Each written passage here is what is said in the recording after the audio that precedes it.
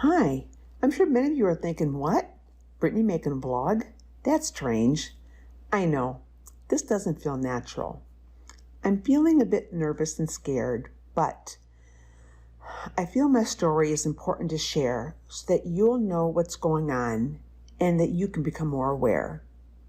This story is really very personal to me, something that many people face, but I really hope none of you ever have to face what I experienced. I'm really not looking for sympathy. I want to share my story with family and friends so that it can become a resource and so that you can become better aware and be a self-advocate. Everyone has their own battle. My story started back in September of 2019 when I was traveling to Sri Lanka for a work conference. One night I became ill, started vomiting for several hours throughout the night. The next morning, the hotel physician came to me and asked if I was all right. I explained my symptoms. The doctor came up with a possible diagnosis and prescribed some medication. I wasn't sure what they were, but I started taking them and I began to feel a bit better. Once my work conference was over, I decided to travel the next week throughout Sri Lanka. During this time, I just didn't feel right. So I thought maybe it was something that I was eating, or maybe it was the water, or something my body wasn't adjusting to. After I arrived back home, I still had diarrhea. I figured it was something that I might have ate. But over time, things began to get back to normal, and I was feeling better. Fast forward to January 2020. I went back to urgent care for an unrelated medical situation. Urgent care did some blood work. A few days later, I received a phone call from urgent care informing me that I was severely anemic, telling me that my iron levels were so low that I needed to go to the hospital to get a blood transfusion. And I was really surprised with this news. They asked if I felt dizzy, did I have a rapid heart rate, or did I feel extremely tired? I told them yes, I felt tired, but I attributed that to my recent travels.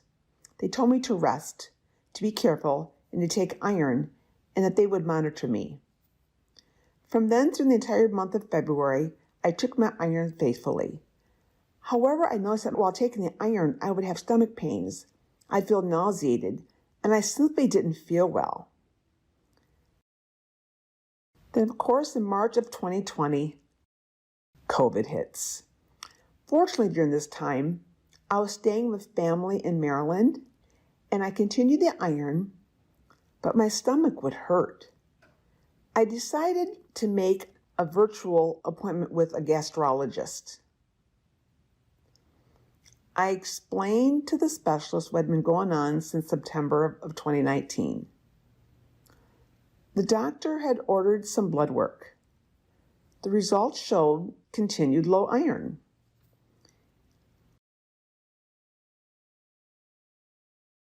He told me the reason why my stomach was hurting was because you're on iron for such a long time, and generally iron can be rough on your stomach. He also said, you know why your iron is so low? Well, you're a woman and you have those monthly periods.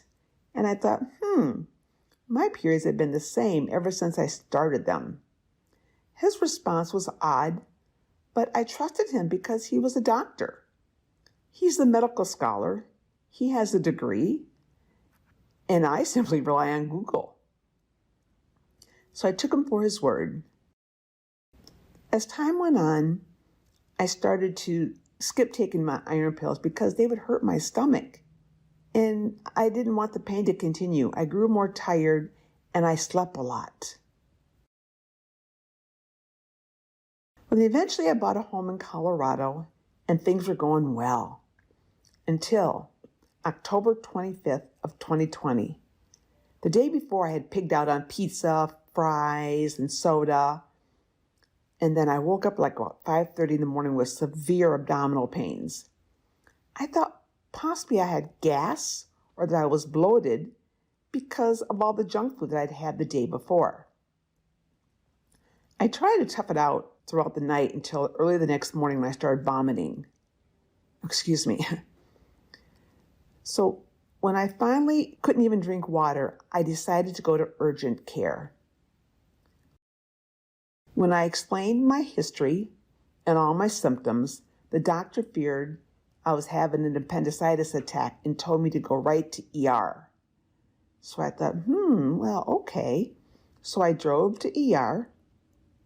When I got there, I explained my history to the doctor, and they looked at me and they did my vitals, took my blood pressure, my temperature, they did some blood work, and they did a CT scan. The doctor came in and said that based on all the test results, it appears as though you may have an inflamed colon. This could be caused by an infection or an irritable bowel syndrome or an IBS, but he wasn't really sure. He wanted to refer me to a specialist. I was sent home with some pain medicines, some penicillins, anti-nausea medications, and I was told to continue the medication until I saw the specialist. Over the next week, I began to feel a little bit better. My pain levels dropped from like a 7 to an 8 down to about a 2.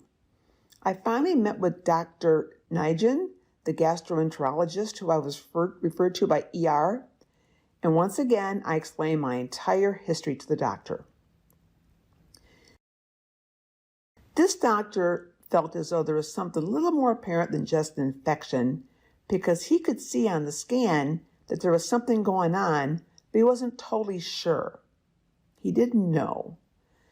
It didn't seem too serious, but he would order me to have a colonoscopy and an endoscope, and that was scheduled for November the 6th. After a serious prep, which I suggest you Google the prep if you want to get a clear picture of what it was like, and then you can picture yourself in my shoes. But fast forward through the procedure. Then when I woke up, the doctor said, let you know that everything went well, but we found a tumor in your colon. We did the biopsy, sent it to pathology, and I need you to make an appointment in about 2 weeks, then we'll be able to discuss your results. And I said, okay, fine. So on November 13th, 5 days prior to my scheduled appointment, the doctor, he called and said, could you please come in? I have something very important to discuss with you. Okay, so I went for the appointment on Friday, November 13th, and my doctor said to me, you have stage 2 colon cancer, and you need to have surgery to have this removed. I thought, oh, wow. Okay, a million thoughts raced through my head, but I knew I had to take it one step at a time. An appointment was made for me to meet with the colon surgeon, an oncologist, on November the 19th. The surgeon explained everything about the procedure and all the possible things that could go wrong and the side effects. He said, after sharing my history, the surgeon said, wow, you're the youngest patient I've ever had with colon cancer who has no related genetic family history of colon cancer. It's so odd that you had this. It generally doesn't happen this way. But after all the instructions and everything, surgery was scheduled. On November 24th of 2020, the surgery was done. 12 inches of colon and 72 lymph nodes were removed. The tumor was the size of a small lemon. I spent about 5 days recovering in the hospital. While in the hospital, I met with my oncologist, Dr. Rana, who explained to me that my tumor had approximately 600 million cancer cells, and out of the 72 lymph nodes that removed, 2 of them were cancerous. Because of those 2 lymph nodes, I was officially diagnosed with stage 3 colon cancer. Because the cancer cells had spread to 2 lymph nodes, the doctor said that there could be 1 or 2 more cancer cells hidden somewhere in your body, and currently there are no scans in the world that can detect 1 or 2 little cells in our bodies because they hide places. So this is why he wanted to do what was called a cleansing chemotherapy for the next 6 months. This is considered the standard treatment of care for those who are diagnosed with stage 3 colon cancer. Colon cancer is the second most common cause of death in men and women combined. This is really a horrific disease. My current treatment is 12 rounds of Folfox, which is 3 different types of chemos in one. With my treatment, it lasts about 4 to 6 hours. And then after my treatment is over, I'm sent home with a pump that looks like this, which gives me an additional 48 hours of chemo at a slower rate. See, you saw the line attached to me? Well, that's called my chemo port. This is what the port looks like. My specific brand is named a power port. There are a variety of ports that are used. Some people have 1, some people may have 2, but this depends on the doctor.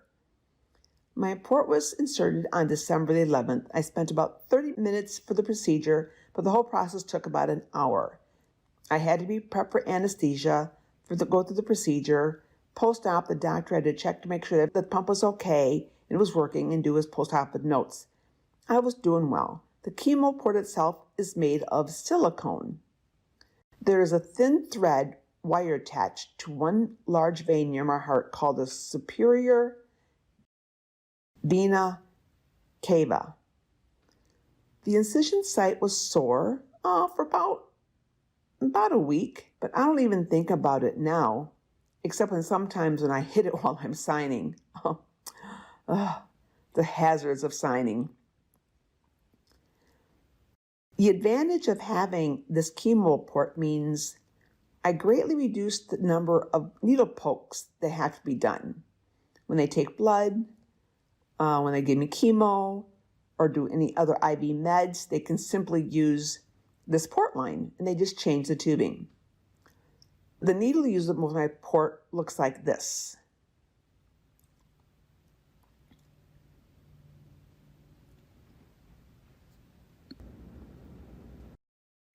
And this is the tube that is used to connect to IVs, medications, or whatever is needed during chemo. I really would like to give kudos to my amazing doctor. He's very proactive. He immediately had my tumor tested, showed me my tumor, and said it was MSIH. This type only occurs in 15% of those who have colon cancer. MSIH means that there was a mixed match makeup with my DNA.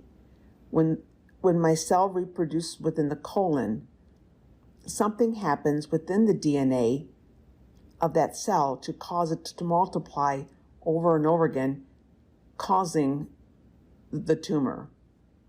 The surgery has since removed that tumor.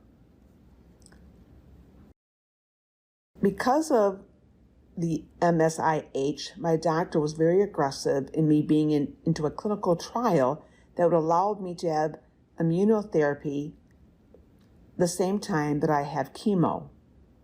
Reason being, it has shown to have a real high success rate of those with stage 4 colon cancer. So with my MSIH and immunotherapy, there is a much lower rate of the tumor returning. The problem is that the FDA does not yet consider this a standard care treatment for people with stage 3 colon cancer. This is why I had to be admitted into the clinical trial. Each time I go to chemo, I also get immunotherapy. This occurs every 2 weeks. My doctor has encouraged me to eat more of a plant-based diet, to reduce my meat intake, and to eliminate bacon. Now that'll be a tough one, but it's all part of my journey. My battle with cancer is not over. I have about 5 months left of treatment. Once my treatment is over, I'll be monitored by my doctor for the rest of my life. In addition to treatments and scans and my doctor also got me to a second clinical trial, which is really cool. is called the Molecular Residual Disease, MRD assessment. This test has not yet been FDA approved either, but what it does is look at my tumor's DNA and compares it to my monthly blood tests to see if there are any hidden cells within my blood. This is really advanced medicine. The test will allow doctors to detect cancer 8 months before any machine is able to scan it. This will allow doctors to once again be more proactive earlier before the cancer has a chance to spread. If you catch the cancer early, doing so generally ends up with better results. Later diagnosis can be problematic. With this clinical trial, I've had 2 negative blood tests with no signs of cancer. I'm extremely optimistic. I feel really good about my future. Soon I'll be back to traveling and doing what I enjoy.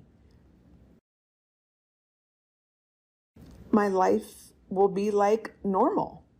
So please don't freak out and think, oh, Britnee has cancer. I know many of you have 2 questions you always wanted to ask. One, are you okay? My answer is yes, I'm fine.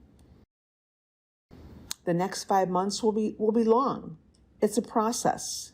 There are ups and downs. I have good days and bad days where I feel tired. But I'll be fine. The second question I'm asked is, what can I do to help? And honestly, that's a hard question for me to answer. That's something I'm trying to figure out myself. But I do know one thing. I want all of you to pay attention to your body. I always thought that cancer would be loud. I thought it would interrupt your body while attacking it, but that's not always true. My symptoms were very quiet. My symptoms were minimal. And lo and behold, I had stage 3 colon cancer. It could have been so much worse for me. So please pay attention to your body. Be your best advocate that you can be for yourself. And check in. Your prayers and positive thoughts are always loved and appreciated here. If you want to do more, you can look at my website here on the screen for more ideas on what you can do. I don't want you to feel like, you have to commit to a donation or anything. I know everyone has their own battles and we're on our own journey. But like I said in the beginning, I'm not looking for sympathy. I'm sharing the story because I want people to be educated. I want people to know that this can happen to you. It can happen to any one of us. And we need to really pay attention to our own bodies. We might say, no, I don't agree with your opinion, so I'm going to seek another opinion. So that's all. Just continue to stay positive. I'm not sure what else to say, but I want you all to take care of yourself.